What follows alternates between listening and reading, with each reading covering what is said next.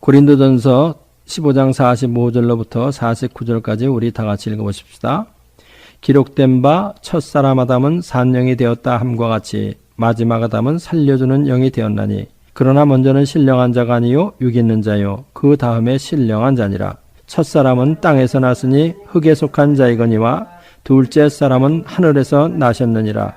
무릇 흙에 속한 자는 저 흙에 속한 자들과 같고 무릇 하늘에 속한 자는 저 하늘에 속한 자들과 같으니 우리가 흙에 속한 자의 형상을 입은 것 같이 또한 하늘에 속한 자의 형상을 입으리라. 아멘.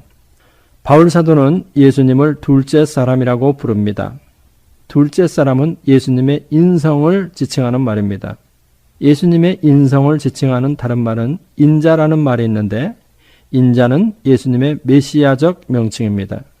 그렇지만 둘째 사람은 마지막 아담이라는 말과 연관지어져서 아주 독특한 의미를 나타냅니다.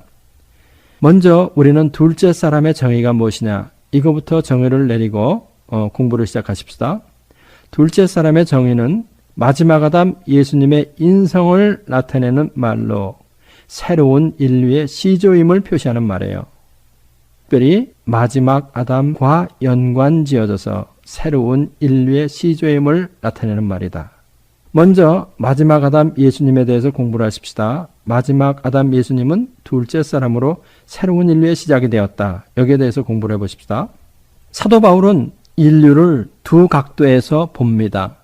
그 첫 번째가 무엇이냐면은 첫사람 아담 안에서 보는 것으로 타락한 인류로서 육에 속한 사람이라는 것입니다. 그 다음은 마지막 아담 예수님 안에서 보는 것으로 중생한 사람으로 영에 속한 사람이에요. 그래서 첫사람 아담에게서 타락한 인류가 시작되었고 마지막 아담 예수님 안에서 중생한 새로운 인류가 시작되었어요. 이것이 사도가 인류를 보는 두 가지 각도예요. 그래서 사도 바울은 에베소서 4장 22절로 24절에서 옛사람과 새사람을 말할 때 옛사람을 팔라로이스, 안드로포스 그리고 새사람을 카이노스, 안드로포스 이렇게 부릅니다. 안드로포스는 여러분들이 아시다시피 인류 이런 뜻이죠. 그래서 팔라로이스, 안드로포스 그러면 올드 인류, 옛사람 우리말로는 옛사람이라고 되어 있고 카이노스, 안드로포스 그러면은 새 인류 이렇게 해가지고 우리말로는 새사람 이렇게 번역되어 있어요. 우리 에베소서 4장 22절로 24절까지 한번 읽어보십시다. 너희는 육의 욕심을 따라 썩어져가는 구습을 좇는 옛사람을 벗어버리고 오직 심령으로 새롭게 되어 하나님을 따라 의와 진리의 거룩함으로 지으심을 받은 새사람을 입으라. 여기서 옛사람, 새사람 할 때 모두 팔라로이스, 안드로포스, 카이노스, 안드로포스 이렇게 부른 거예요. 새로운 인류다, 옛 인류다 이렇게 불렀다는 것입니다. 그래서 이 구절을 지금 우리가 읽은 에베소서 4장 22절로 24절을 문자적으로 해석하면 타락한 아담에게 속한 옛 인류를 벗어버리고 마지막 아담 안에서 의와 진리의 거룩함으로 지으심을 받은 새로운 인류를 입으라 이런 뜻이 돼요. 이 에베소서에서뿐만 아니라 여러분들이 잘 아는 로마서 6장에서 옛사람이 십자가에서 예수님과 함께 죽었다. 그 옛사람에서도 팔라로이스, 안드로포스 이렇게 부르는 거예요. 옛 인류가 십자가에서 예수님과 함께 죽었다. 문자적으로 그런 뜻이 된다는 거예요. 또 로마서 7장에서 내 속사람으로는 하나님의 법을 즐거워하되 이 말에서도 내 속사람 이거를 에소 안드로포스라고 하는데 이것은 문자적으로 보면 속에 있는 인류, 내 속 인류 이런 뜻이 된다는 거예요. 그래서 타락한 아담에게 속한 옛 인류에 속한 모든 것 그것을 다 벗어버리고 마지막 아담 안에서 의와 진리의 거룩함으로 징을 받은 새로운 인류에 속한 새로운 질서를 받아들이는 이런 의미가 돼요. 바울 사도는 예수님을 새로운 인류의 시조 마지막 아담이라는 것을 확신하고 우리에게 말하는 거예요. 육에 속한 것은 모두 다 벗어버리고 하늘에 속한 새로운 영적인 것을 입어라. 우리는 둘째 사람 예수님을 따라 육의 삶이 아닌 영적인 삶을 살아야 합니다. 땅의 삶이 아닌 하늘의 삶을 살아야 한다고 사도 바울이 강조하고 있는 거죠. 바로 그것이 첫사람 아담 안에서의 에딜리와 마지막 아담 예수님 안에서 새로운 인류를 잇고 살아라.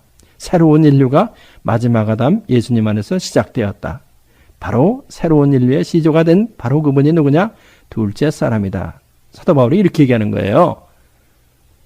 그래서 우리는 둘째 사람 예수님을 따라 육의 삶이 아닌 영의 삶을 살아야 하는데 우리는 여기서 육에 속했다, 영에 속했다 하는 말의 의미를 잘 알아야 할 필요가 있습니다. 육에 있다, 영에 있다 하는 것은 육에 속한 행동을 한다, 영에 속한 행동을 한다 하는 개념을 넘어서 그 사람의 기원이 무엇이냐 하는 그 오리진을 말하는 거예요. 우리 로마서 8장 8절 읽어보십시다. 육신에 있는 자들은 하나님을 기쁘시게 할 수 없느니라. 여기서 사도 바울이 육신에 있다 하는 이런 말을 쓰는 거예요. 이건 뭐예요? 타락한 상태에 있다 이런 뜻이에요. 아담의 후예인 자연인을 말하는 거예요. 그래서 자연인은 하나님을 기쁘게 할 수 없다 이렇게 말하는 겁니다. 육에 속한 행동을 했다 안 했다 하는 그런 말을 하고 있는 게 아니에요. 이것은. 또 로마서 8장 9절을 읽어보십시다. 만일 너희 속에 하나님의 영이 거하시면 너희가 육신에 있지 아니하고 영에 있나니 누구든지 그리스도의 영이 없으면 그리스도의 사람이 아니라. 너희 속에 하나님의 영이 거하시면 너희가 육신에 있지 아니하고 영에 있나니 한 이 말도 중생으로 인하여 성령이 거하는 사람은 영에 있는 사람이라 이런 뜻이 되는 거예요. 지금까지 우리가 공부한 것을 종합해서 다시 한번 말씀을 드리면 첫사람 아담에게 속한 옛사람의 것은 다 뭐라고 그러는 거예요? 육에 속한 것이기 때문에 하나님을 기쁘시게 할 수 없어서 새로운 인류의 시작이신 마지막 아담 예수님께서 둘째 사람으로서 영에 속한 것을 하늘에 속한 것을 가지고 오셨다 이런 뜻입니다. 아시겠어요? 그래서 예수님은 마지막 아담으로서 둘째 사람으로서 새로운 인류의 시조가 되었다. 그래서 바울 사도는 둘째 사람 예수님 안에서 새로운 인류가 된 우리를 새로운 피조물이다 이렇게 불러요. 새로운 피조물. 이제는 우리는 새로운 피조물이 되었다는 거예요. 고린도후서 5장 17절 우리 다 같이 그런즉 누구든지 그리스도 안에 있으면 새로운 피조물이라 이적 것은 지나갔으니 보라 새 것이 되었도다. 새로운 피조물이다. 둘째 사람에게 속한 새로운 피조물이다. 첫사람 아담에게 속한 구피조물이 아니다. 타락한 피조물이 아니다. 새로운 피조물이다. 새로이 지으심을 받은 새로운 피조물이다. 이런 뜻입니다. 또 사도 바울은 둘째 사람을 따라 새로운 삶을 살아가는 사람을 하나님의 나라의 시민권자라고 불러요. 우리 다 같이 빌립보서 3장 20절. 오직 우리의 시민권은 하늘에 있는지라 거기로서 구원하는 자 곧 주 예수 그리스도를 기다리노니 우리의 시민권은 하늘에 있는 자라. 둘째 사람 예수님을 따라서 살아가는 우리는 시민권이 어디에 속해 있느냐? 하늘에 속했다. 이런 뜻이에요. 다음에 우리는 둘째 사람은 우리에게 하나님의 나라를 이루기 위하여 성화의 절대적 모범을 보여줬다는 것을 공부해 보십시다. 성화의 목표를 우리에게 제시한다는 것을 공부해 보자는 거예요. 예수님이 둘째 사람이라고 하는 것은 마지막 아담 예수님 안에서 새로운 인류가 된 우리가 누구를 따라 변화된 삶을 살아야 할 것인가? 그 목표를 제시해 주는 거예요. 바로 둘째 사람 예수님이 그렇게 살았으니 너희도 그렇게 살아라. 첫사람 아담은 타락해서 타락의 유산을 너희들에게 남겨줬지만 둘째 사람 예수님은 하나님의 뜻에 합당한 온전한 삶을 살으셨으니 그 둘째 사람 예수님을 따라서 너희도 날마다 거룩한 삶을 살아라. 이것입니다. 그래서 예수님이 천사로 오신 것이 아니요 사람으로 오셔서 둘째 사람으로 살으셨다는 거예요. 우리 먼저 로마서 8장 29절 보십시다. 하나님이 미리 아신 자들로 또한 그 아들의 형상을 본받게 하기 위하여 미리 정하셨으니 이는 그로 많은 형제 중에서 맏아들이 되게 하려 하심이라. 이 구절에서 그 아들은 누구예요? 바로 둘째 사람 예수님을 의미하는 거죠. 하나님은 우리로 하여금 하나님의 자녀답게 살게 하시고자 당신의 아들을 사람의 형상을 갖게 하시고 우리에게 보내셨죠. 그리고 그 아들 둘째 사람을 따라서 너희도 하늘에 속한 삶을 살라고 명령하시는 거예요. 바로 둘째 사람 예수님은 사람으로 오셔서 사람인 우리에게 몸을 되어 주셨다. 이런 뜻입니다. 그러니까 둘째 사람 예수님은 우리의 성화의 절대적 모범이 되는 거예요. 그분을 따라가라는 거예요. 베드로전서 1장 15절로 16절 우리 다 같이 오직 너희를 부르신 거룩한 자처럼 너희도 모든 행실에 거룩한 자가 되라. 기록하였으되 내가 거룩하니 너희도 거룩할지어다 하셨느니라. 너희를 부르신 거룩한 자처럼 우리가 어떻게 우리를 부르신 거룩한 자처럼 살 수 있느냐? 바로 둘째 사람 예수님처럼 살면 되는 거예요. 둘째 사람 예수님처럼만 살아라. 너희들 굳이 어떻게 천사처럼 거룩하게 되려고 노력할 필요도 없다. 또 어떤 다른 대상을 삼아서 그것처럼 거룩하게 될 필요도 없다. 둘째 사람 예수님이 사람으로 성공적인 거룩한 삶을 살으셨으니 거룩한 삶을 살으신 둘째 사람을 따라서 거룩한 삶을 살면 되는 거예요. 다음에 우리가 어떻게 둘째 사람을 따라서 변화해 가야 할 것인가를 보여주는 거예요. 둘째 사람은 다시 우리의 본문 말씀 고린도전서 15장 47절로 49절까지 읽어보십시다. 첫 사람은 땅에서 났으니 흙에 속한 자이거니와 둘째 사람은 하늘에서 나셨느니라. 무릇 흙에 속한 자는 저 흙에 속한 자들과 같고 무릇 하늘에 속한 자는 저 하늘에 속한 자들과 같으니 우리가 흙에 속한 자의 형상을 입은 것 같이 또한 하늘에 속한 자의 형상을 입으리라. 아멘. 유사일에 수많은 선생이라고 하는 사람들이 나와서 전하름대로 구원의 길을 설파했습니다. 그런데 그들이 제시한 길은 모두 어떤 길이에요? 흙의 길이에요. 하늘의 길이 아니에요. 땅의 길입니다. 그래서 그들은 하늘의 길을 보일 수가 없어요. 세상 선생의 길에 대하여 바울 사도는 아주 분명히 못을 박아서 선언했습니다. 고린도전서 15장 50절 형제들아 내가 이것을 말하노니 혈과 육은 하나님의 나라를 유업으로 받을 수 없고 또한 썩은 것은 썩지 아니할 것을 유업으로 받지 못하느니라. 그러니까 타락한 아담으로부터 물려받은 것, 자연인에 속한 것, 세상 선생에 속한 것, 이것으로는 하나님의 나라를 유업으로 받지 못한다. 아주 못 박은 거예요. 그렇기 때문에 우리는 누구를 따라가야 되느냐? 하늘로 오신 둘째 사람 예수님을 따라서 가는 거예요. 그래서 예수님은 어디서 오셨다고 말을 하느냐? 고린도전서 15장 47절 첫 사람은 땅에서 났으니 흙에 속한 자이거니와 둘째 사람은 하늘에서 나셨느니라. 둘째 사람은 어디서 났다는 거예요? 하늘에서 났다는 거예요. 땅의 선생은 이 세상에 왔었던 수많은 선생들은 어디서 났어요? 땅에서 났어요. 육에 속한 인간이에요. 그렇지만 우리 주 예수 그리스도 둘째 사람은 어디서 왔느냐? 하늘에서 왔다는 것이 이것이 아주 다른 거예요. 하늘에서 왔다. 그래서 하늘의 길을 제시할 수 있는 분은 누구예요? 오직 둘째 사람이신 하나님의 아들 예수 그리스도 한 분뿐이 없어요. 하늘에 속한 자의 형상을 입고 인간으로 오신 분은 인류 역사상 오직 둘째 사람 예수님 하나뿐이 없는 거예요. 다음에 둘째 사람은 어떻게 우리가 구체적으로 하늘에 속한 자의 형상을 입고 살 수 있는가를 제시해줘요. 예수님이 둘째 사람으로 오심으로 인해서 구약에서 명령되어 오던 것이 이제 우리 안에서 완성될 수 있게 되었어요. 우리 잘 아는 구절 레위기 11장 44절 너희를 부르신 거룩한 자처럼 너희도 거룩하라. 너희를 부르신 거룩한 자처럼 너희도 거룩하라. 여기서 누구처럼 거룩하게 되려는 거예요? 너희를 부르신 거룩한 자처럼 석가모니처럼 거룩하게 되려는 것이 아니죠. 공자처럼 소크라테스처럼 거룩하게 살라는 것이 아니죠. 너희를 부르신 하나님처럼 거룩하게 살라는 거예요. 너희를 부르신 예수님처럼 거룩하게 살라는 거예요.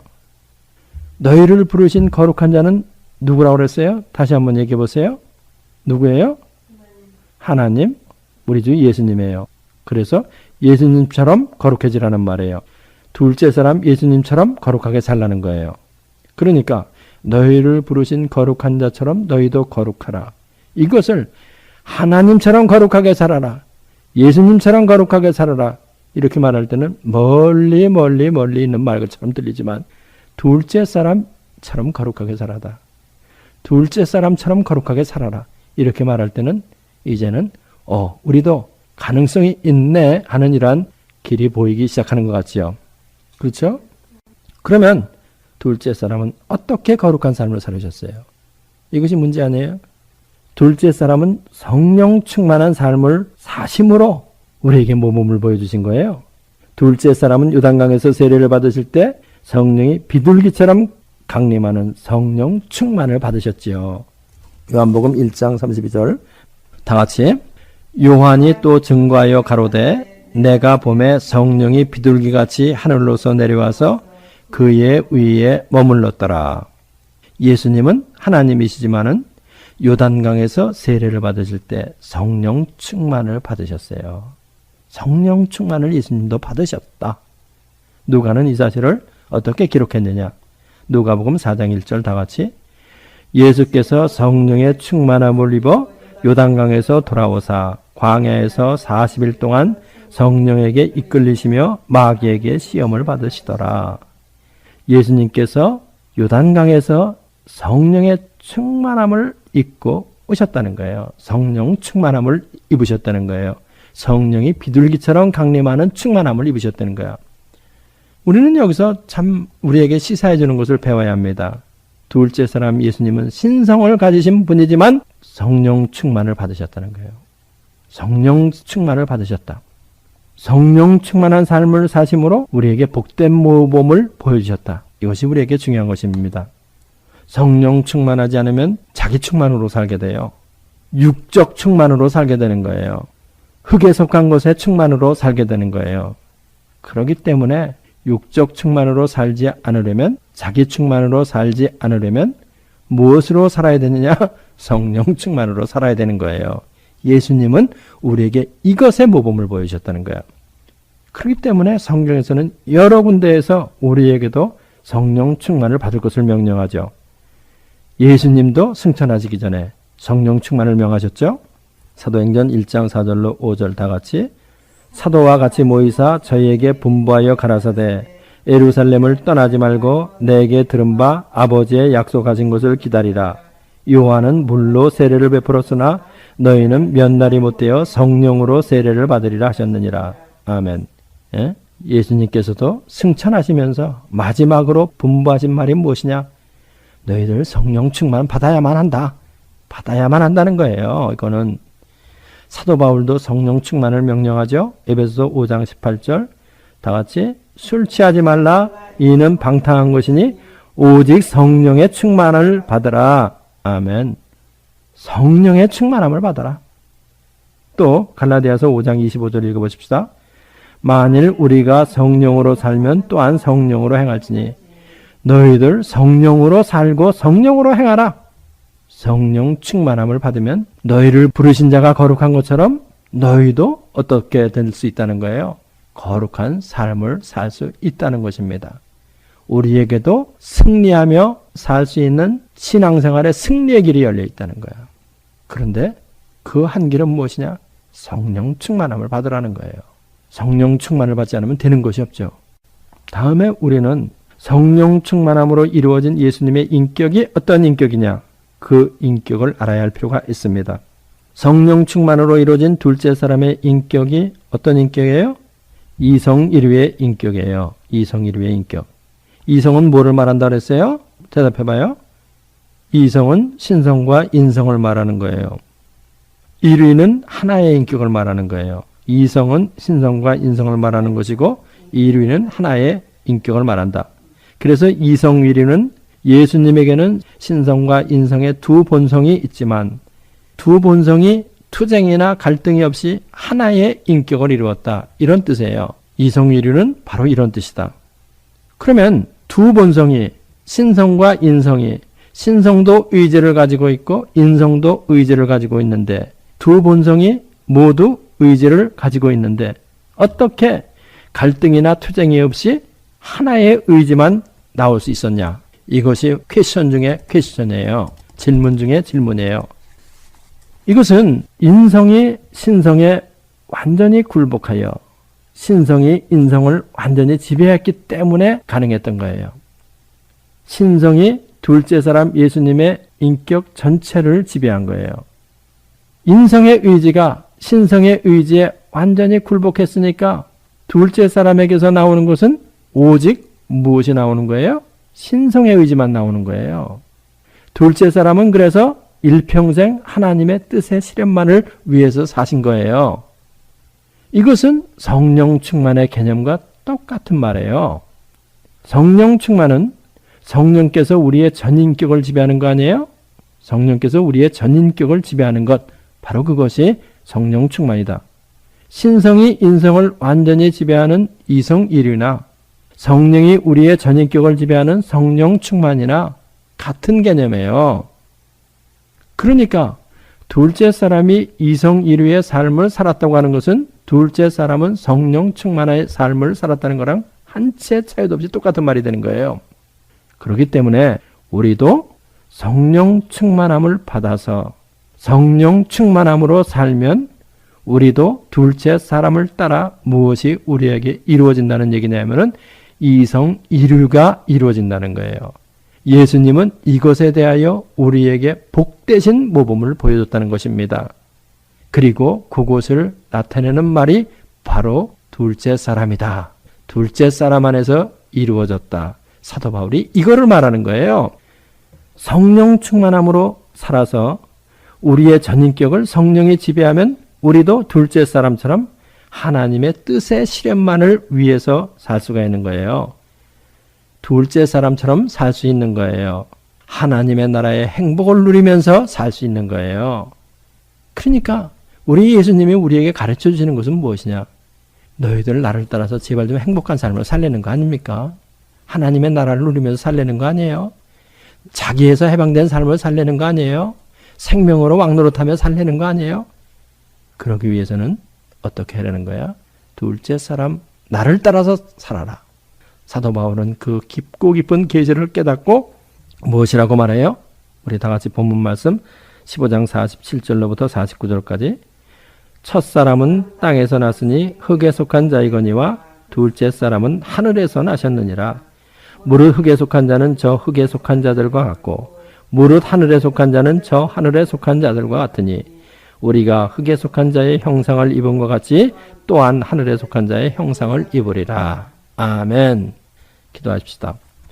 할렐루야. 우리 아버지 하나님, 승리의 길이 우리에게 열려 있습니다. 그것은 바로 둘째 사람처럼 사는 길입니다. 성령님께서 둘째 사람의 전인격을 지배하여 성령 충만의 삶을 살으셔서 이성일유의 인격이 예수님 안에 이루어졌사오니 우리도 둘째 사람을 따라 성령 충만함을 살아 이성일유가 그 인격이 우리에게 이루어지면 우리도 둘째 사람을 따라서 행복과 승리의 신앙생활을 할 수 있습니다. 하나님, 이 인터넷을 듣는 분들, CD를 듣는 분들 모두에게 축복해 주셔서 이 축복이 저들의 개인의 삶에 넘치고 가정에 넘치고 사업에 넘치고 모든 사회생활에 넘쳐서 저들이 승리하며 하나님의 영광 크게 나타내는 삶을 살 수 있게 되도록 주님 축복하여 주시옵소서. 예수님의 이름으로 기도합나이다. 이 성경 공부를 하신 분은 곧바로 라이크 버튼을 눌러주세요. 여러분의 수고가 하나님 나라 확장에 큰 도움이 됩니다.